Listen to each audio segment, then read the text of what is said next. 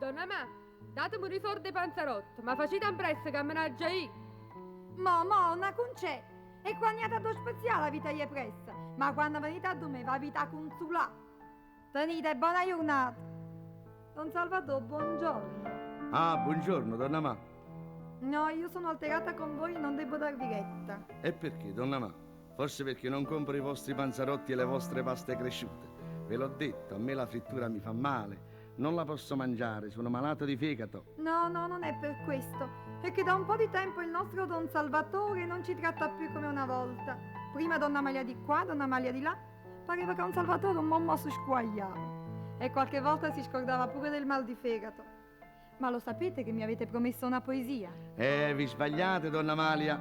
Mi accusate ingiustamente, perché io la poesia ve l'ho fatta. Ah, sì?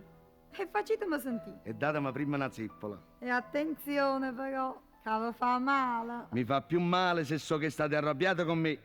Sentite, donna Malia Speranzella, quando frie pasta cresciute me nell'oro in datiella, donna Malia Speranzella. Che bellezza che non ha, sono criccatielle a puntutielle, che la bocca è bambaniella, e che l'occhio, e che la faccia mi sa tutte le borracce. Per sta femmina cianciosa io farei qualunque cosa. Piscetella a diventasse, rindociore mi avutasse, ma farrasse sta manella, ma me nasce in datiella, donna Malia Speranzella.